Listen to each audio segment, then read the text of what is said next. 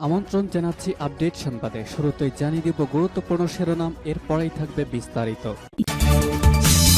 লেবাননের জাতিসংঘের শান্তিরক্ষীদের উপর হামলা। ফিলিস্তিনিরা গাজাবাসীকে বিতাড়িত করার পরিকল্পনা বাস্তবায়ন করতে দেবে না বলছে জিহাদ আন্দোলন। সুদানে নৌঘাঁটি গড়বে রাশিয়া, চুক্তি সই। জর্ডান নিয়ে ইসরায়েলের পরিকল্পনা বাস্তবায়ন করছে ট্রাম্প। সর্বশেষে জানিয়ে দিব পাকিস্তানের বেলুচিস্তানে বোমা হামলায় 11 খনি শ্রমিক নিহত, তীব্র নিন্দা জানালো ইরান। লেবাননে জাতিসংঘের শান্তিরক্ষীদের উপর হামলা। মধ্যপ্রাচ্যের দেশ লেবাননে জাতিসংঘের শান্তিরক্ষীদের গাড়ি বহর লক্ষ্য করে হামলা চালানো হয়েছে। ওই গাড়ি বহরই ইউনিসেফের মিশনের বিদায়ী উপ কমান্ডার ছিলেন।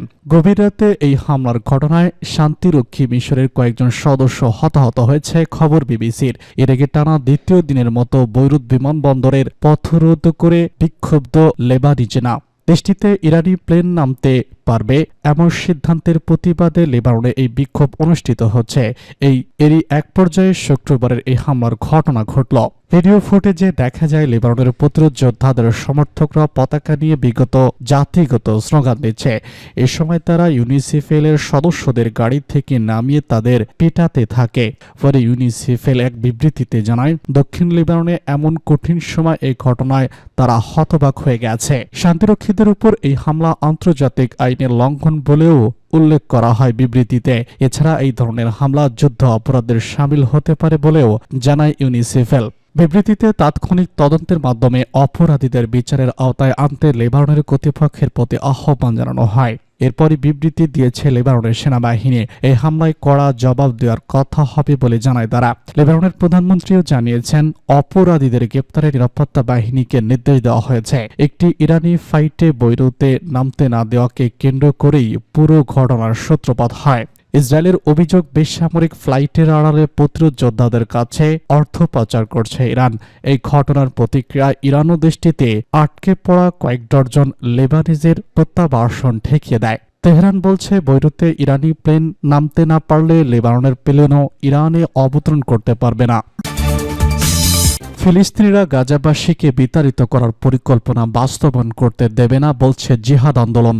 গাজাবাসী ফিলিস্তিনি নাগরিকদের জোর করে এই উপত্যকা থেকে বিতাড়িত করার মার্কিন পরিকল্পনার তীব্র বিরোধিতা করেছে ফিলিস্তিনের ইসলামী জিহাদ আন্দোলন। তেহরানে নিযুক্ত এই আন্দোলনের প্রতিনিধি নাসের আবু শরীফ বলেছেন, ফিলিস্তিনিরা কোনো দিনও মার্কিন যুক্তরাষ্ট্রের এই পরিকল্পনার মেনে নেবে না।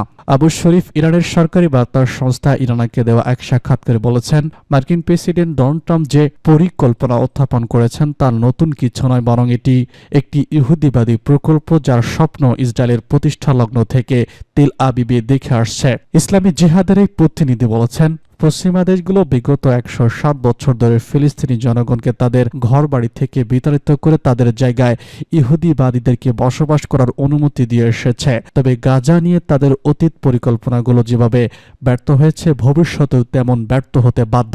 আবু শরীফ বলেছেন, ইহুদিবাদী ইসরায়েল ও আমেরিকা মিলে বিগত 16 মাসে ভয়াবহ গণহত্যা চালিয়ে 1.5 লক্ষ মানুষকে হত্যা করার পাশাপাশি গাজাবাসীর বেঁচে থাকার সর্বশেষ সম্বলটুকু পর্যন্ত ধ্বংস করে দিয়েছে। এরপরও এই উপত্যকায় গাজাবাসীরা তাদের ভূখণ্ড ছেড়ে যেতে রাজি হয়নি। তিনি বলেছেন, ট্রাম্প যে পরিকল্পনার কথা মুখে উচ্চারণ করেছেন তা মানবাধিকারের চরম লঙ্ঘন ও জাতিগত শুদ্ধি অভিযানের শামিল। এই ধরনের পরিকল্পনা বাস্তবায়ন করতে গেলে আন্তর্জাতিক আদালতে বিচারের সম্মুখীন হতে হয়। মার্কিন প্রেসিডেন্ট ট্রাম্প গত 1 মাসে গাজা উপত্যকা নিয়ে বেশ কয়েকটি ধ্বংসাত্মক পরিকল্পনা তুলে ধরেন। সর্বশেষে তিনি বলেছেন, গাজার সকল অধিবাসীকে এখান থেকে বিতাড়িত করে তিনি উপত্যকাটিকে আমেরিকার দখলে নিতে নেবেন। আমেরিকা যেখানে কোনো সৈন্য পাঠাবে না, বরং ইসরায়েলি এটি দখল করে আমেরিকার হাতে তুলে দেবে বলে তিনি দাবি করেন। সুদানে নৌঘাঁটি গড়বে রাশিয়া, চুক্তি সই। যুদ্ধবিধ্বস্ত সুদানের লোহিত সাগর উপকূলে নৌঘাঁটি গড়বে রাশিয়া। এ নিয়ে দুই দেশের মধ্যে চুক্তি চূড়ান্ত হয়েছে বলে জানিয়েছে খাতম। ফলে রাশিয়ার নৌবাহিনী ঘাঁটি গড়ার ক্ষেত্রে আর কোনো বাধা নেই।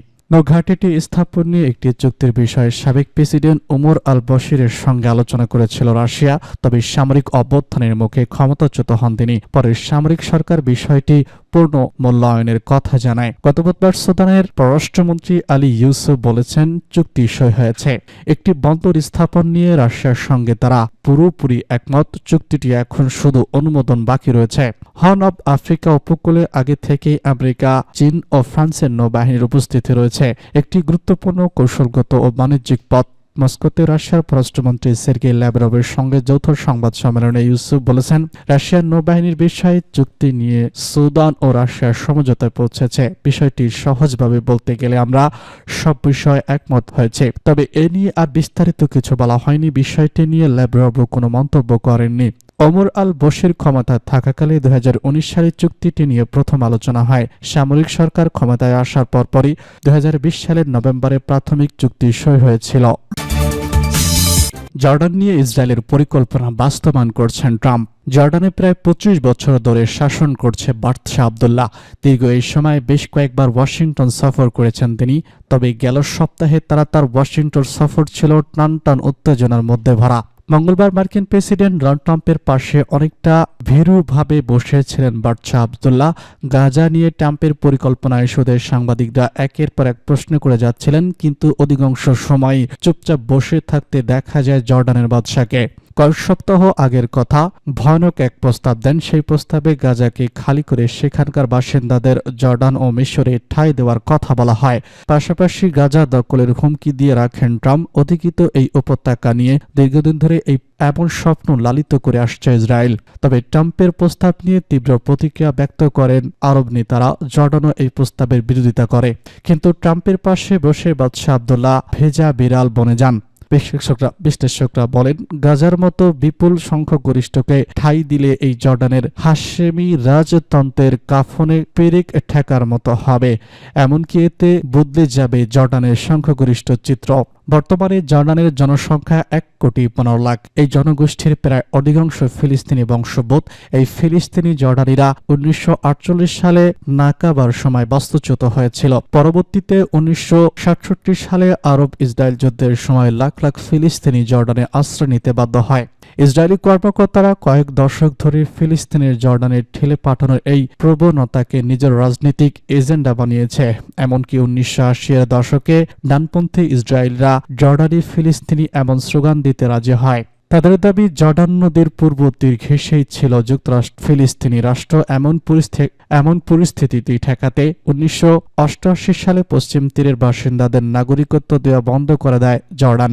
ফিলিস্তিনিদের বিকল্প আবাসভূমি হিসেবে জর্ডান যেন স্বীকৃতি না পায়, সেজন্যই এমন পদক্ষেপ নেওয়া হয়।